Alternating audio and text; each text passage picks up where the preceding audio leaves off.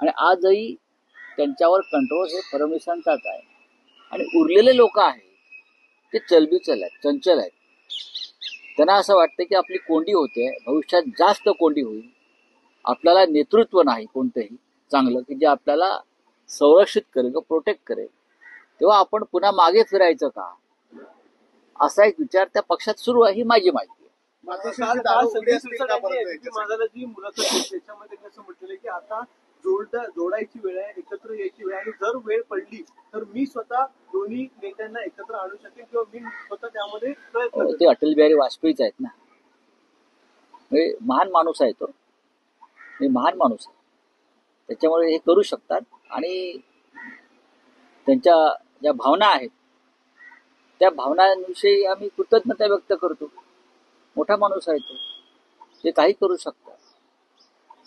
ते शरद पवार अजित पवारांना एकत्र आणतील, पण चांगली गोष्ट आहे. त्यांचा जो विचार आहे, ती जी कृतज्ञता आहे, त्याच्याविषयी मी त्यांचा आभारी आहे. मातोश्रीला मुख्यमंत्री पद न मिळाल्यावर मोठ्या प्रमाणात काळी जादू केली जाते असं आता काय म्हणतो.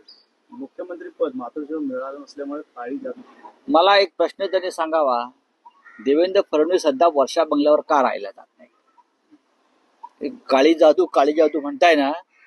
देवेंद्र फडणवीस सध्या मुख्यमंत्र्यांच्या अधिकृत निवासस्थानी राहायला का जात नाही, याचं उत्तर या काळी जादूवाल्याने द्यावं.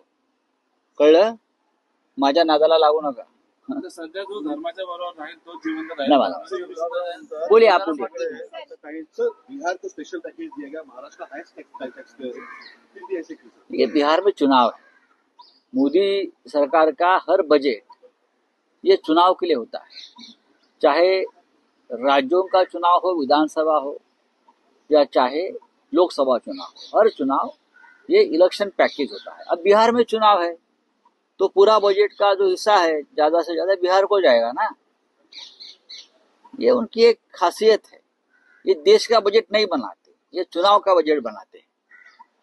प्रधानमंत्री यश आने वाले हैं, आरी डेविसन कंपनी है जिसका टैक्स पूरी तरीके से माफ किया गया, यश को गिफ्ट देने की बात हो रही, किस तरीके से देखते हैं? ये देखिए, अभी ट्रम्प से डरते हैं ये लोग, जो ट्रम्प कहेगा वो मानना पड़ेगा। व्यापारी लोग हैं, मोदी जी की सरकार है, बिजनेस व्यापारी लोगों की सरकार है, तो ये काम उनको करना ही पड़ता है ना, व्यापार करने के लिए। चलिए, थैंक यू। खुलासा किया है क्या है? शिवसेना का जो एक गट है, किस तरीके से पूरा आपने बताया? नहीं, एकनाथ शिंदे का जो गट है, जो आपने आपको अमित शाह ने बनाया हुआ शिवसेना का गट मानता है, उनके पास, पूरे सरकार के पास बहुमत है, लेकिन सरकार स्टेबल नहीं। आपने देखा होगा जिस तरह से आज भी डिप्टी सीएम शिंदे नाराज चल रहे हैं, कैबिनेट में नहीं आते, किसी मीटिंग में नहीं आते, उनका चेहरा देखिए, चेहरे का रंग फीका पड़ गया है, उनकी बॉडी लैंग्वेज देखिए, लगता है बीमार आदमी चल रहा है।